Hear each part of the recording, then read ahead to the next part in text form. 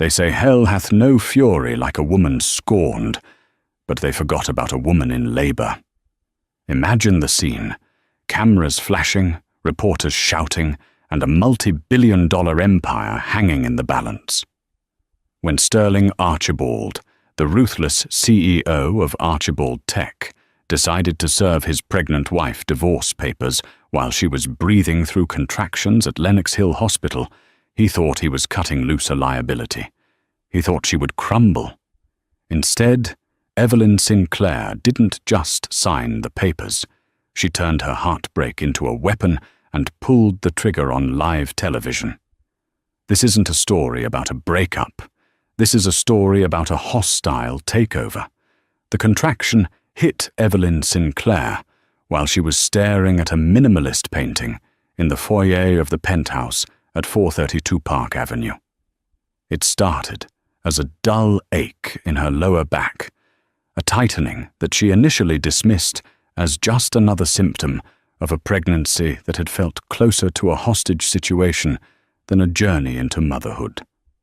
But then the pain wrapped around her abdomen like a tightening vice, stealing her breath. She gripped the cold, imported Italian marble of the console table, her knuckles turning white. "Not today," she whispered, squeezing her eyes shut. "Please, not today." Today was the launch of the Archon 5, the quantum processor that was supposed to revolutionize global banking. It was also the day her husband, Sterling Archibald, was set to ring the closing bell at the NYSE. Sterling didn't do distractions, he didn't do messy, and childbirth was, by definition, messy. Evelyn checked her phone. No messages. Sterling hadn't been home in 3 days, staying at the corporate suite at the plaza, a thinly veiled euphemism for wherever he was hiding his latest indiscretion. She dialed his private line. 1 ring, 2, voicemail. "This is Sterling. Make it profitable or make it brief."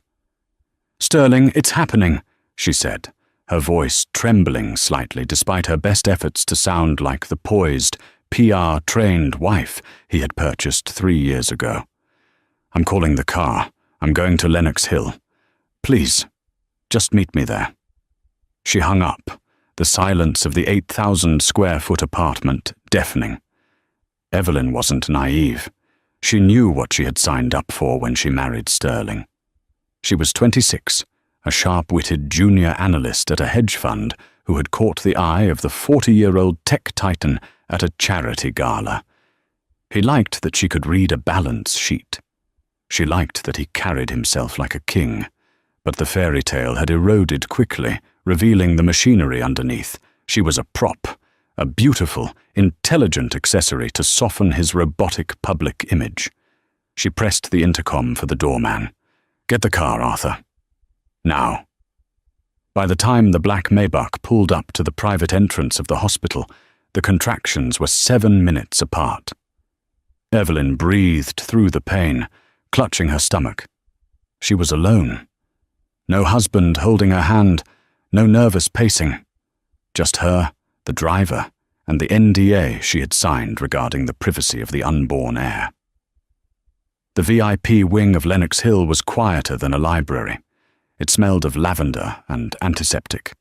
The nurses, hand-picked and highly paid, moved with deferential silence.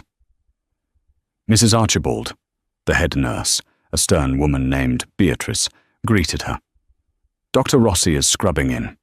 Have we heard from Mr. Archibald?" Evelyn winced as another wave of pain crashed over her. "He's on his way. Traffic." It was a lie. They both knew it. 3 hours passed. The pain was now a blinding, rhythmic agony. An epidural had taken the edge off, but the emotional chasm was widening. The TV in the corner of the suite was tuned to CNBC. There he was, Sterling Archibald. He looked impeccable in a bespoke charcoal suit, standing on the podium at the exchange, a dazzling smile on his face. The ticker tape scrolled beneath him. Archon Dynamics stock soars to record high. "We are entering a new era," Sterling told the reporter, his blue eyes piercing the camera lens.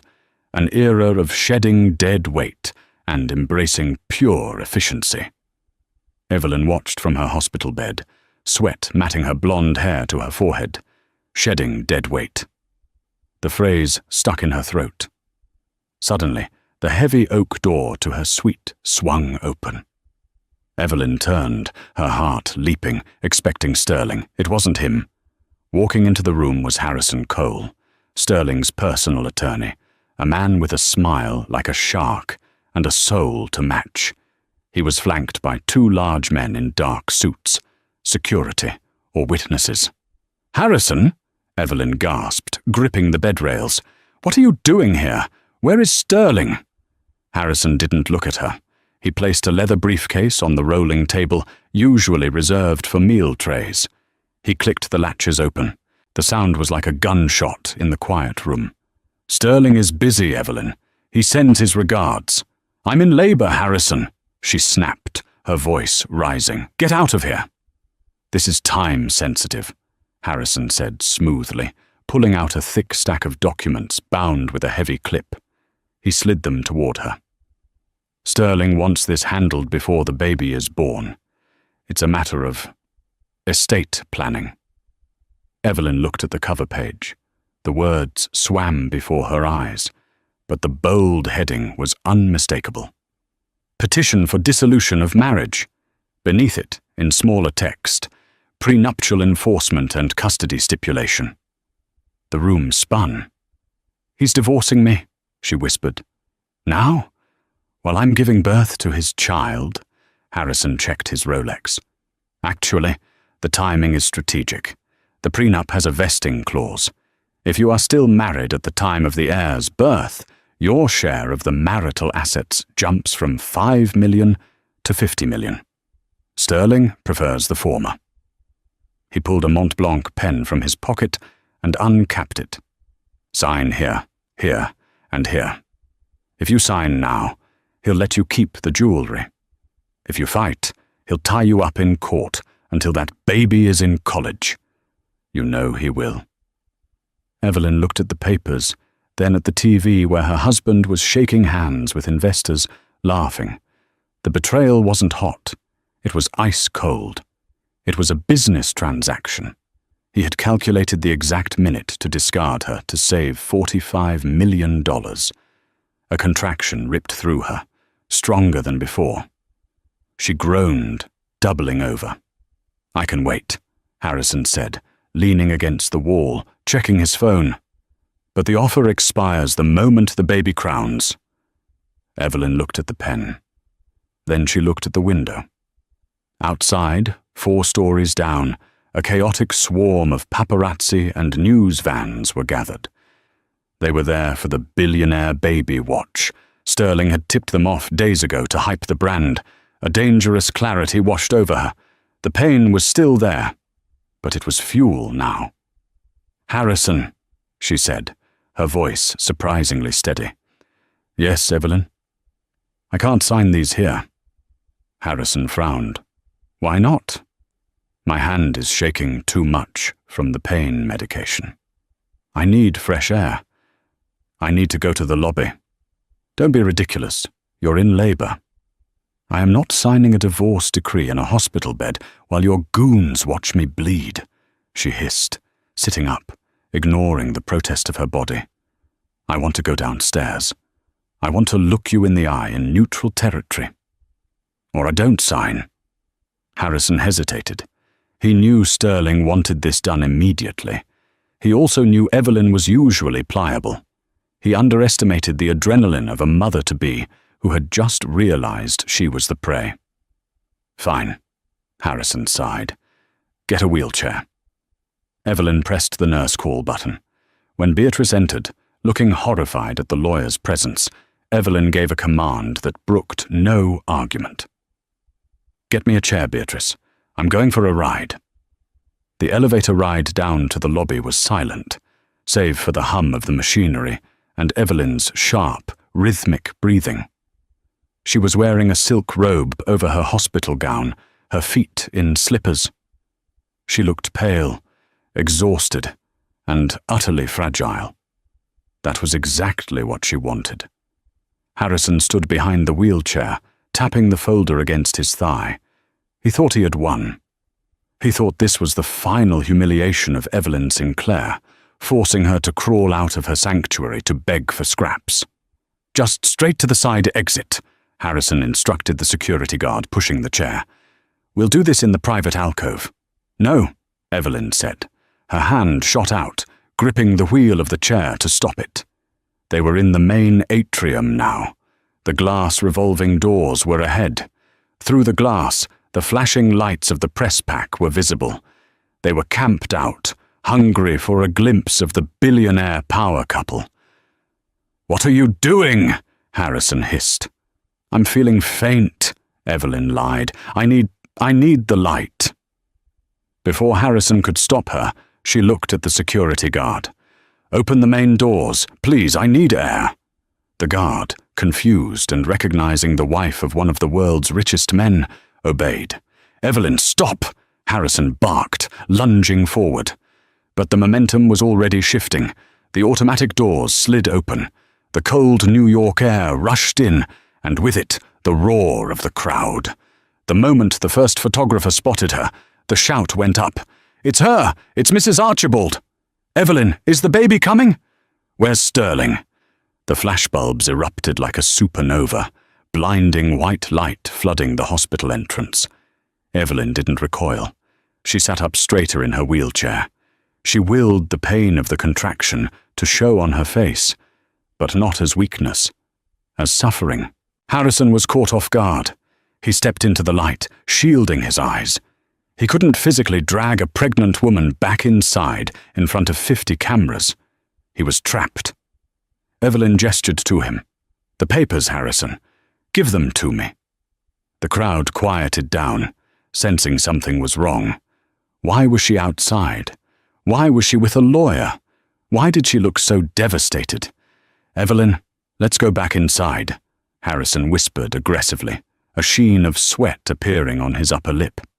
"Sterling will kill me." "Give me the papers," her voice carried. Reluctantly, knowing the cameras were rolling, Harrison handed her the folder. He hoped the distance was too great for the lenses to pick up the text. He was wrong. Modern telephoto lenses could read a text message from a block away.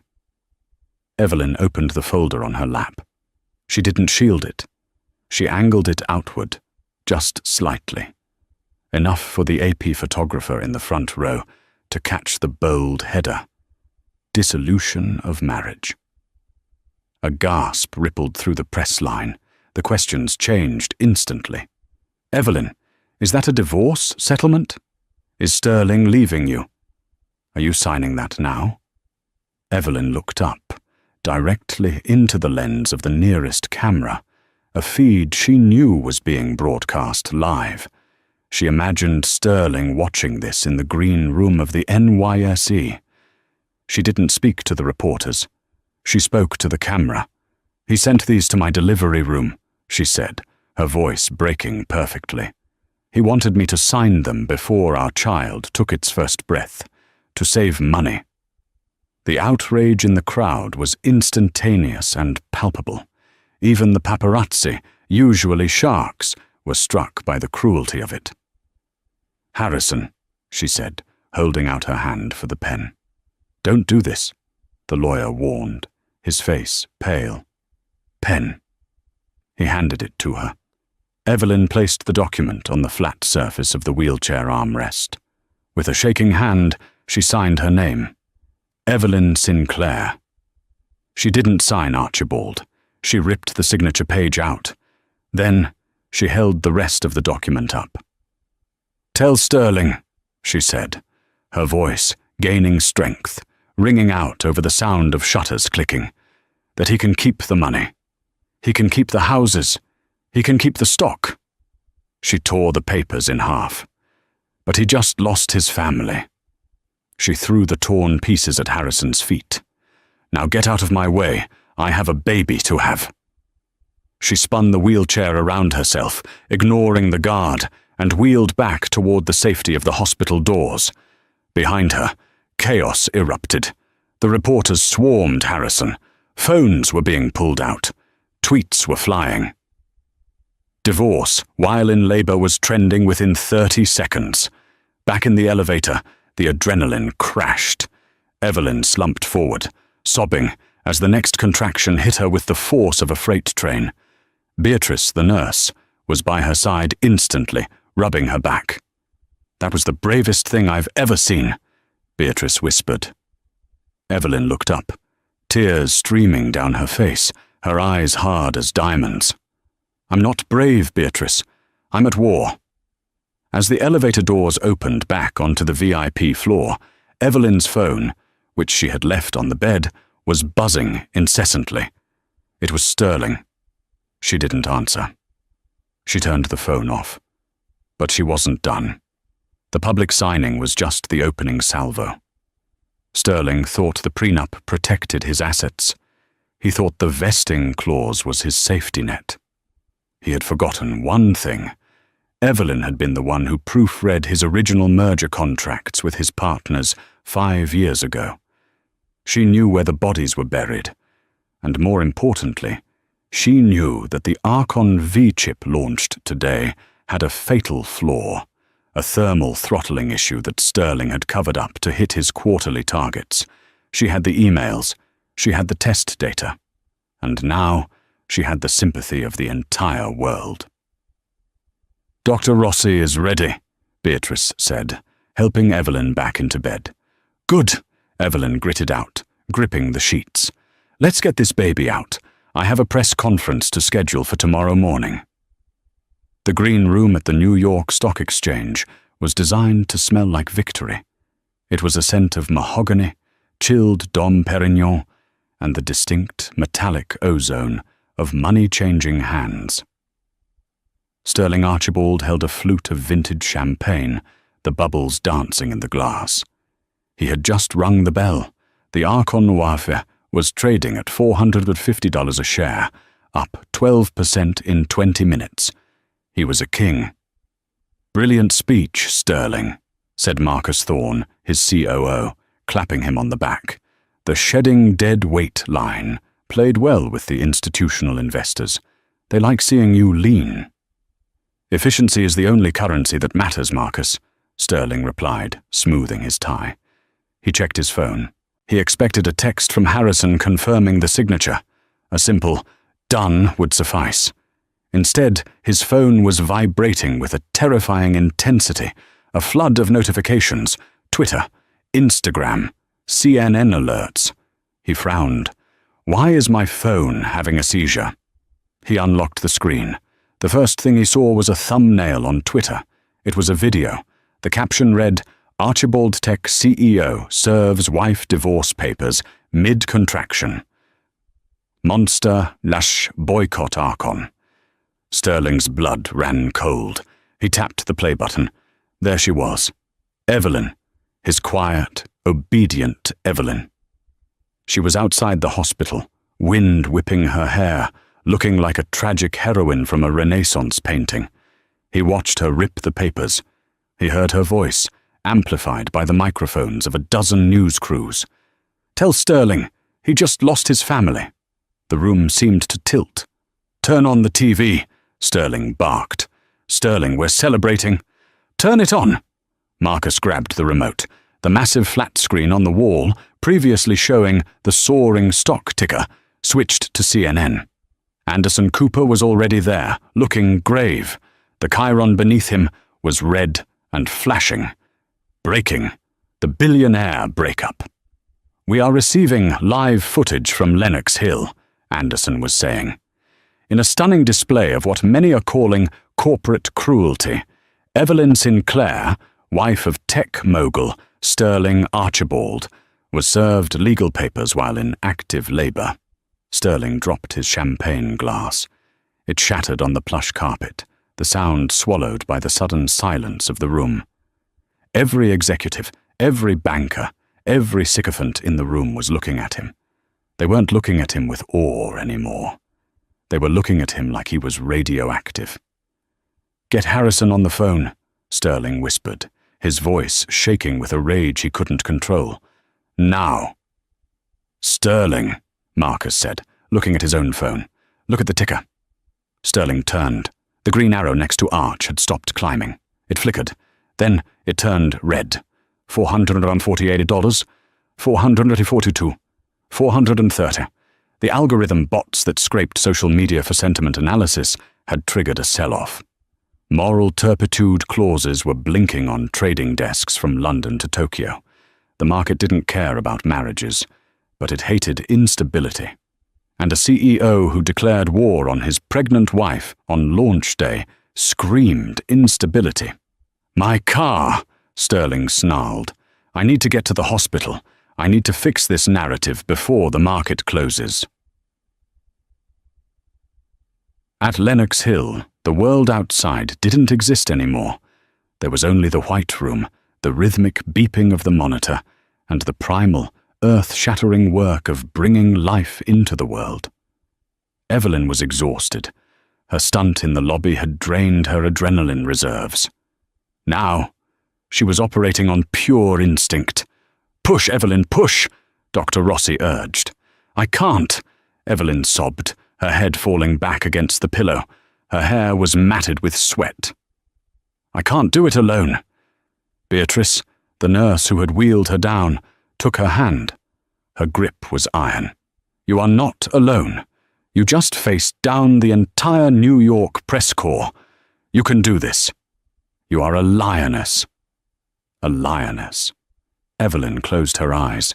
She thought of the empty penthouse. She thought of the cold signature on the prenup. She thought of the man she had loved, the man who had turned into a machine. She wasn't pushing for him. She was pushing for the only thing that belonged to her. A guttural scream tore from her throat, a sound of pure release. "There! The head is out!" Dr. Rossi shouted. "One more, Evelyn! Give me everything!" She gave everything, every ounce of heartbreak, every ounce of rage, every ounce of love she had stored up for 3 lonely years. And then, silence, followed by a cry. A thin, wet, miraculous wail that cut through the sterile air. "It's a girl," Dr. Rossi said, her voice soft. She placed the baby on Evelyn's chest. The infant was slippery, red and squalling. She was tiny, but her lungs were powerful. Evelyn touched the baby's cheek with a trembling finger. The baby's eyes opened. They were dark, unfocused, searching.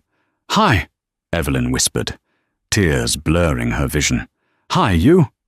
The door to the suite banged open. Evelyn flinched, instinctively curling her body around the baby. It wasn't Sterling. It was the head of hospital security, a burly man named Mr. Henderson. He looked flustered. "Mrs. Archibald, Ms. Sinclair," he corrected himself. "I'm sorry to intrude." "What is it?" Evelyn asked, her voice raspy. "Mr. Archibald is in the lobby. He has a security detail. He's demanding to come up. He says he has a legal right to see the child." Evelyn looked down at her daughter. The baby had quieted, listening to her mother's heartbeat. "He has no rights yet," Evelyn said, her voice low and dangerous. "He hasn't signed the birth certificate, and I am the patient." "He's threatening to sue the hospital," Henderson said nervously. "He's very agitated." Evelyn looked up at the security chief.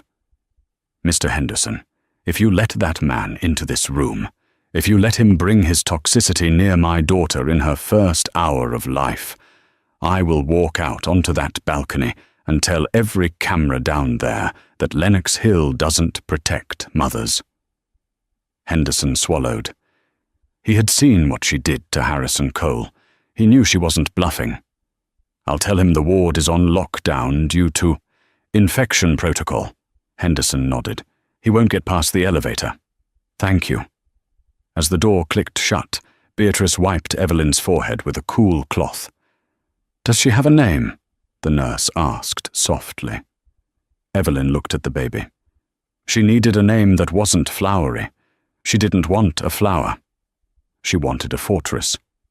"Victoria," Evelyn said. "Her name is Victoria." Victory.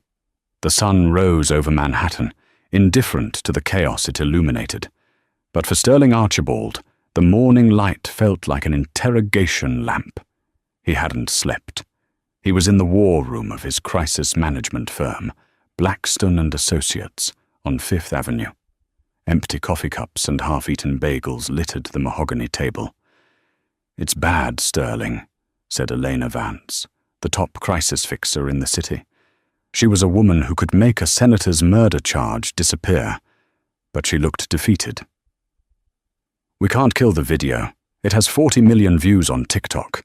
The hashtag divorce. While in labor is trending higher than the Super Bowl." Sterling paced the room, his tie undone, his eyes bloodshot. "I don't care about TikTok. I care about the board. I care about the share price." "The share price is down 18% pre-market," Elena said, reading from her tablet. "Investors are jittery. They think if you treat your wife like this, how are you treating your partners, your employees? It was a legal strategy," Sterling yelled, slamming his hand on the table. "It saved the company $50 million. It cost the company $3 billion in market cap overnight," Elena shot back calmly. "You stepped over $1 to pick up a dime, Sterling." Sterling sank into a chair. He rubbed his temples. "Fix it. Issue a statement. Say I was under stress. Say it was a misunderstanding. Say I love her." Elena sighed. "We can try. But you need to get to her. You need a photo op. You, Evelyn, and the baby. Smiling. Reconciled. If she files for divorce publicly today, you're dead." Sterling's jaw tightened. "She won't talk to me. She blocked my number. The hospital won't let me up." "Then you have to force her hand," Elena said coldly. "What leverage do you have?" Sterling's eyes narrowed. The panic receded, replaced by the cold calculation that had made him a billionaire. "She has no money," Sterling said. "She was an analyst when I met her. She signed a strict prenup. She has no income. The credit cards are supplementary to my account. The house is in my name." He pulled out his phone and dialed his CFO. "Freeze it," Sterling commanded. "Everything. Her Amex, the black card, the checking account. Cancel her car service. And call the security detail at the hospital. Tell them they're fired effective immediately if they don't leave her side." "Sterling," Elena warned, "that's aggressive." "She wants to play to the public," Sterling sneered. "Let's see how she handles the public when she can't pay for the hospital bill."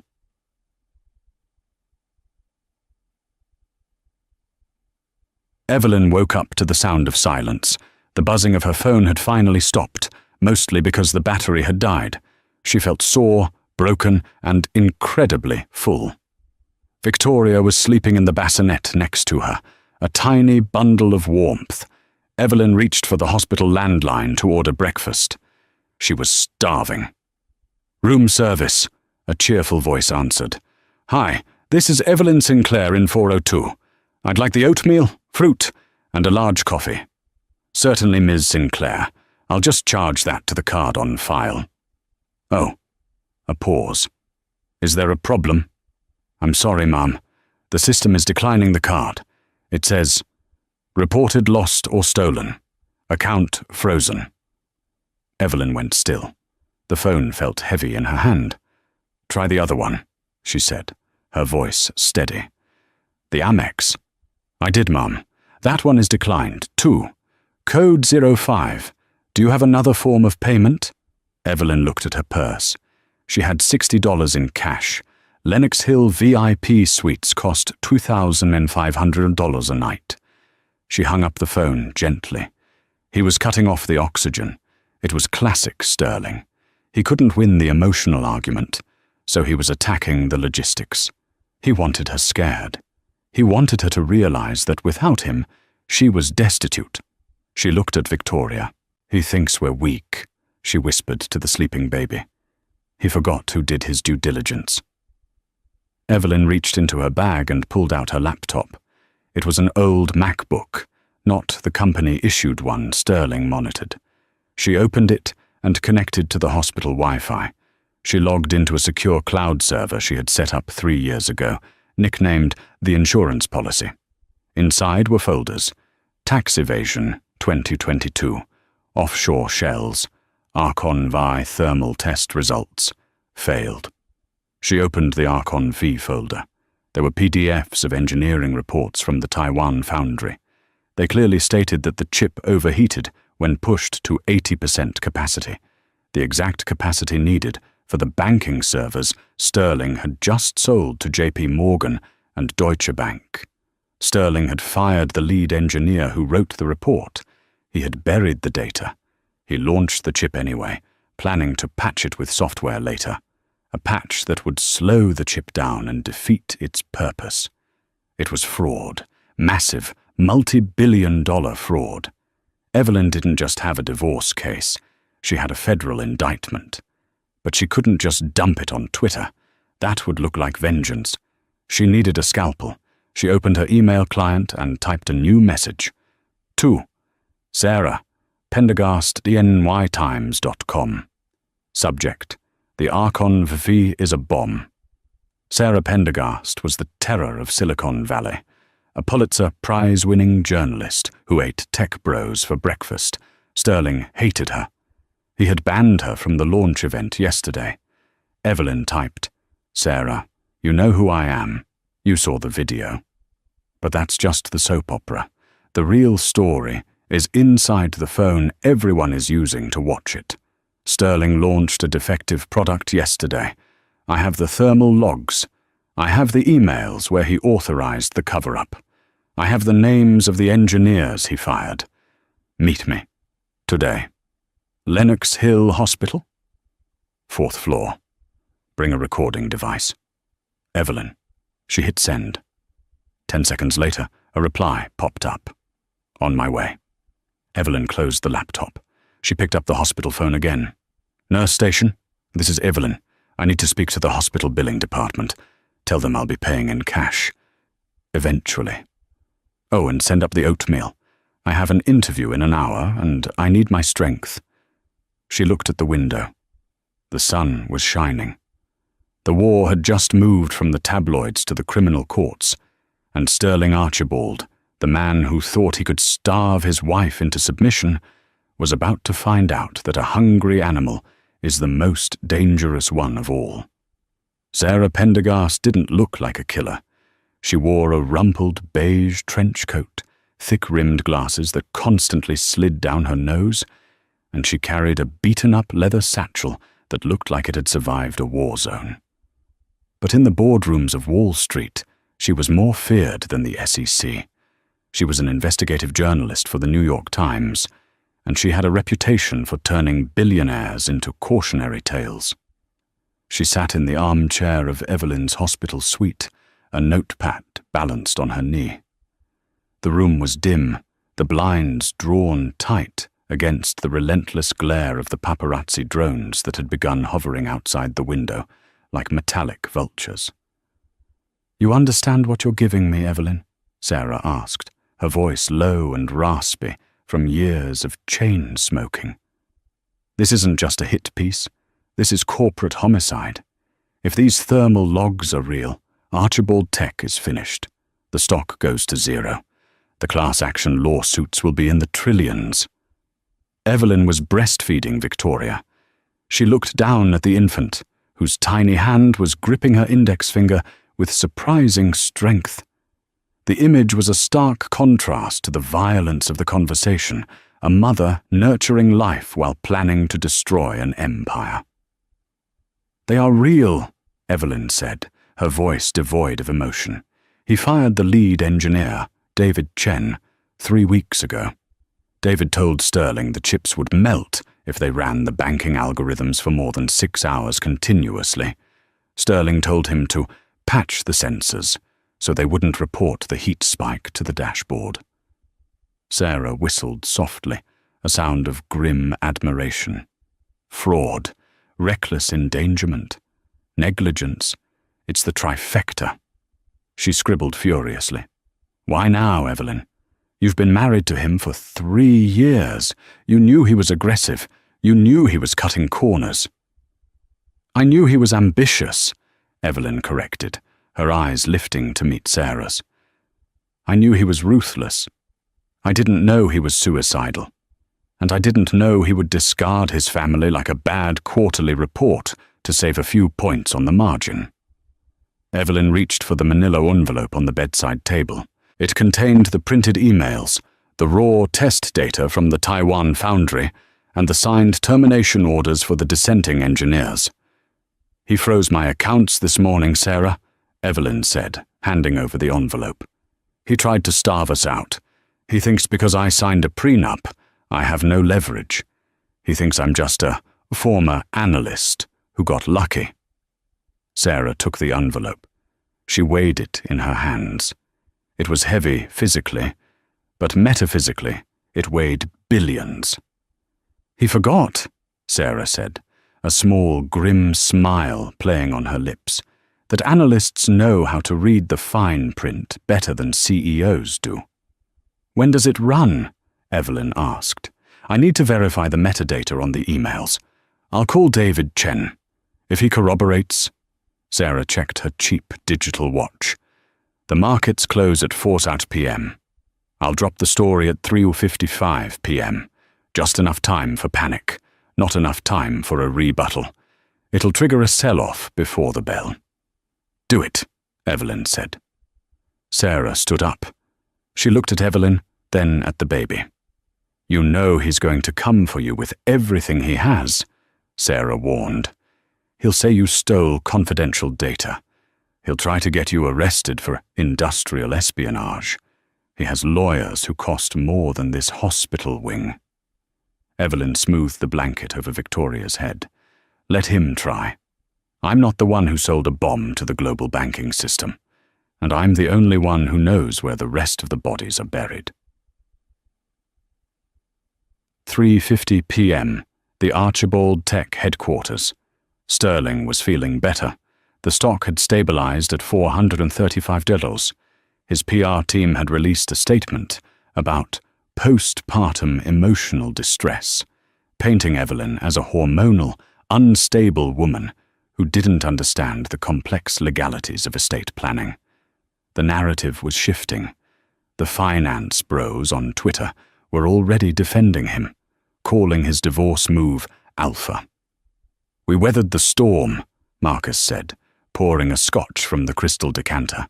It's over. The news cycle moves too fast. Tomorrow they'll be talking about a cat stuck in a tree. Sterling nodded, leaning back in his Eames chair. Send flowers to the hospital. Big ones, lilies, and have legal draft a custody agreement. I want 50-50 custody. It looks better for the brand if I'm a doting father. Sir!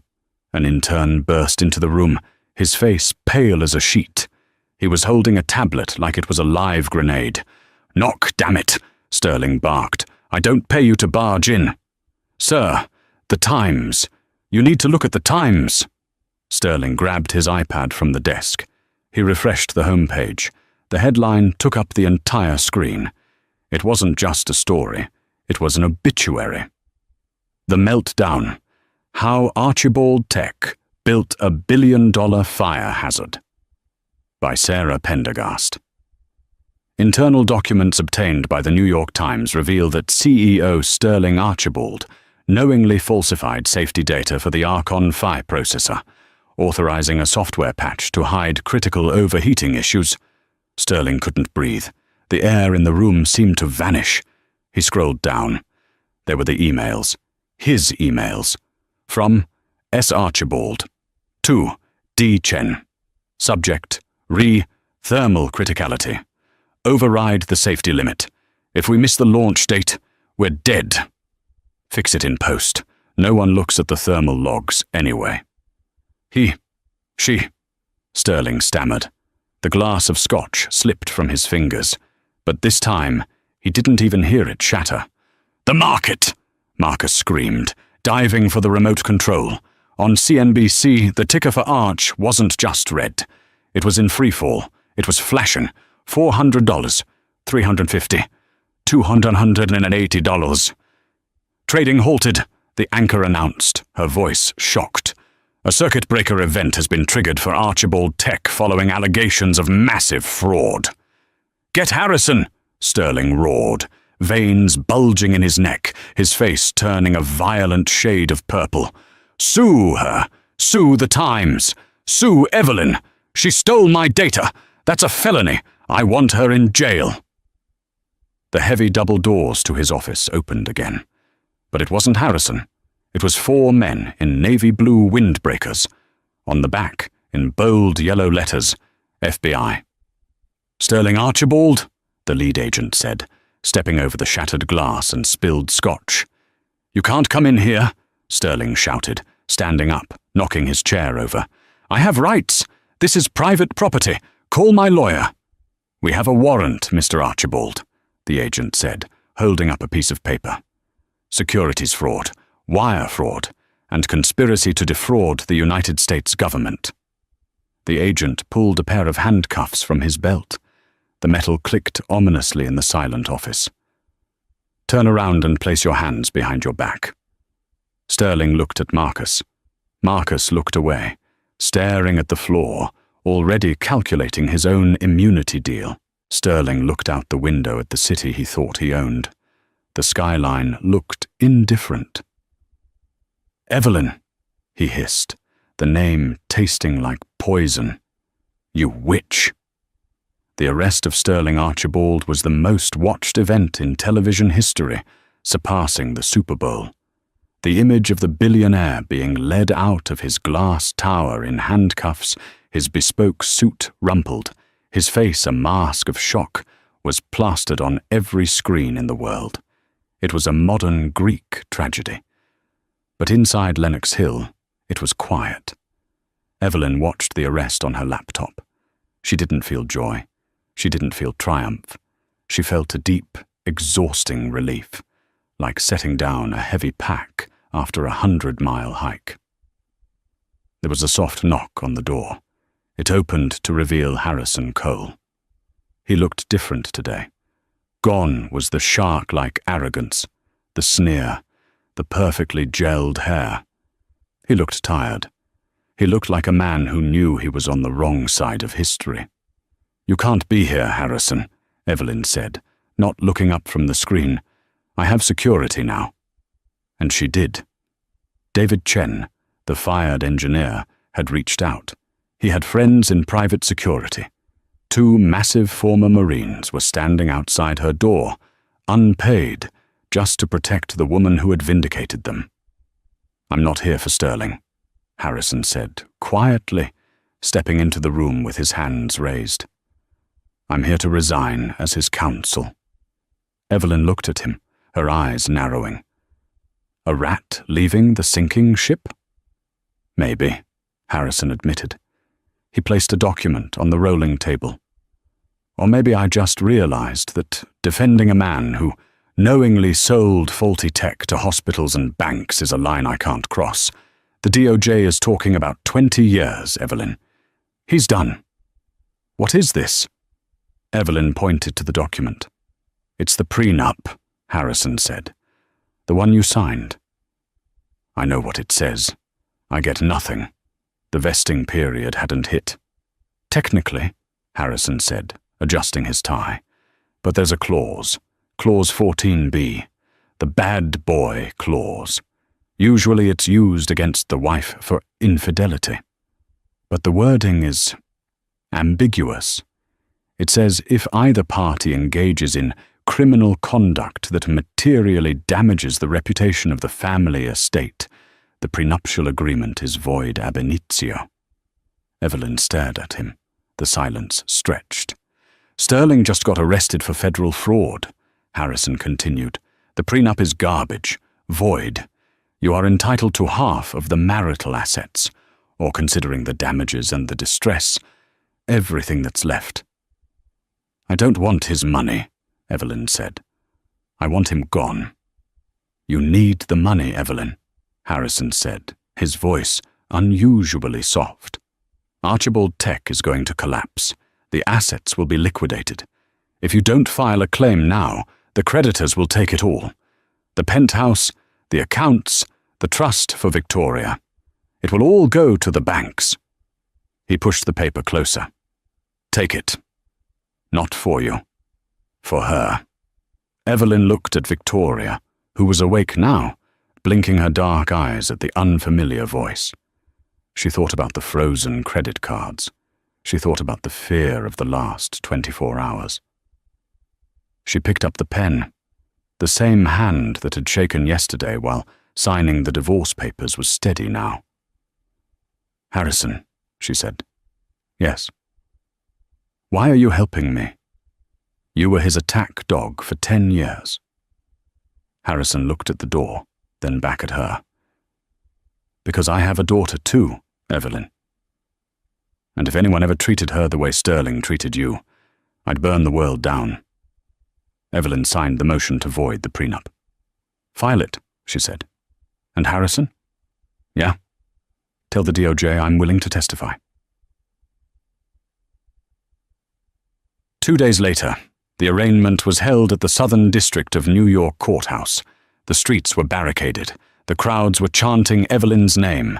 She had become a symbol of resistance. Evelyn arrived in a black SUV. She wore a simple white suit, a color of purity, but also of mourning. She carried Victoria in a carrier against her chest. She looked like a Madonna of justice. Sterling was already inside. He had been denied bail. He sat at the defense table in an orange jumpsuit, stripped of his suits, his watches, his dignity. He looked smaller. The aura of power was gone, replaced by the desperate sweat of a man facing the abyss. When Evelyn walked in, the courtroom went silent. She didn't look at him. She walked to the front row and sat down. The hearing was short. The evidence Sarah Pendergast had published was overwhelming. The judge, a stern woman named Justice Halloway, looked at Sterling with undisguised contempt. "Mr. Archibald, given the flight risk and the magnitude of the alleged fraud, you are remanded to custody until trial." As the marshals moved to take him away, Sterling lunged. "Evelyn," he screamed. "Evelyn, look at me." He fought against the restraints, his face twisted. "I built this. I made you. You are nothing. You are nothing without me. You'll starve." Evelyn stood up. She turned slowly. She looked him in the eye. The room held its breath. "You didn't make me, Sterling," she said, her voice clear and carrying to every corner of the room. "You just underestimated me." She looked down at Victoria, sleeping soundly against her chest. "And you underestimated her." Sterling was dragged out, screaming incoherently about stock prices and ungrateful wives. The heavy oak door slammed shut, cutting off his voice. Evelyn looked at the judge. Justice Halloway nodded, an almost imperceptible gesture of respect. Evelyn walked out of the courthouse. The press was waiting. 1,000 microphones were thrust in her face, a sea of questions. "Evelyn, how does it feel? What will you do now? Will you take over the company?" Evelyn adjusted the blanket over Victoria's head to shield her from the flashes. "I'm going to go home," she said simply. "And then I'm going to build something new, something honest." She walked toward the waiting car. The crowd parted for her. She wasn't just a billionaire's wife anymore. She wasn't just a victim. She was Evelyn Sinclair, and she had just completed the most hostile takeover in history. 12 months later, the Manhattan skyline looked exactly the same, yet everything had changed. The towering glass monolith that had once been the headquarters of Archibald Tech was under new management. The massive silver A that had adorned the roof had been dismantled, piece by piece, sold for scrap metal. In its place, a new logo was being installed. A simple, elegant S. Sinclair Systems. Evelyn stood in what used to be Sterling's office. The cold, sterile chrome and black leather furniture were gone. The space was now filled with warm oak, soft cream textiles, and light. It didn't look like a villain's lair anymore. It looked like a sanctuary. "The board is ready for you, Miss Sinclair," David Chen said from the doorway. David wasn't just a fired engineer anymore. He was the chief technology officer. When Archibald Tech declared bankruptcy following Sterling's conviction, the assets were auctioned off in a fire sale. The patents, the servers, the real estate, it was all up for grabs. And Evelyn, armed with the settlement from the voided prenup, a cool $60 million extracted from Sterling's personal offshore accounts before the feds froze the rest, had been the highest bidder. She didn't just take his money, she bought his legacy for pennies on the dollar. "Thank you, David," Evelyn said, turning away from the window. "Do we have the new thermal reports?" "We do," David smiled, handing her a tablet. "The Sinclair 1 chip is running at 100% capacity, temperature stable at 45 degrees, no throttling, no lies. It's the safest processor on the market." "Good," Evelyn nodded. "Honesty is our only strategy." She walked down the hallway toward the boardroom. The walls were lined with photos, not of stock charts or shaking hands, but of the team, the engineers, the janitors, the support staff who had stuck around during the transition. She entered the boardroom. It was packed, but at the head of the table there was a playpen. Inside sat 1-year-old Victoria, happily chewing on a plush toy giraffe. Evelyn didn't banish her daughter to a nanny or a distant nursery. Victoria was part of the company. She was the reason the company existed. "Good morning, everyone," Evelyn said, taking her seat. She didn't sit at the head of the table. She sat in the middle, amongst her team. "The Q1 numbers are in," David announced. "Since rebranding and releasing the safety patches, our stock is up 200%. We've regained the trust of JP Morgan, and we just got the contract for the new hospital network at Lenox Hill." A cheer went up around the room. Evelyn smiled, a genuine warm smile that reached her eyes. It was a victory not of aggression, but of resilience. Later that evening, Evelyn returned to the penthouse at 432 Park Avenue. She had kept the apartment, but she had exorcised the ghosts. The minimalist art was replaced with finger paintings. The silence was replaced with laughter. She turned on the television while she heated up milk for Victoria. The news was on. Former tech mogul Sterling Archibald was transferred today to the ADX Florence Supermax facility to begin his 15-year sentence for securities fraud. The screen showed a brief clip of Sterling being led into a transport van. He looked gaunt. His hair was graying. He looked at the camera for a split second, and the fire in his eyes was gone. He looked like a man who had woken up from a dream to find he was the nightmare. Evelyn watched him. She didn't feel hate. She didn't feel pity. She felt nothing. He was just a glitch in the system that she had patched out. She turned the TV off. She picked up Victoria and walked out onto the balcony. The wind was cold, but Evelyn didn't shiver. She looked out at the city lights, millions of them, glittering like diamonds. "Look at that, Tori," she whispered to her daughter. Victoria cooed, reaching out a chubby hand toward the Empire State Building. "Your father thought power was about how many people you could control," Evelyn said softly, kissing the top of the baby's head. "He thought money was a wall you built to keep people out." She held her daughter tighter. But he was wrong. Power is about what you can build when everything falls apart. And the only wall that matters is the one that protects the people you love. Evelyn Sinclair looked at the city she had conquered, not with a fist, but with the truth. "We're going to be just fine," she said. And for the first time in her life, she knew it was absolutely true. And that is the incredible story of Evelyn Sinclair. She went from a disregarded wife being served divorce papers while in labor to the CEO who bought her ex-husband's empire from the ashes.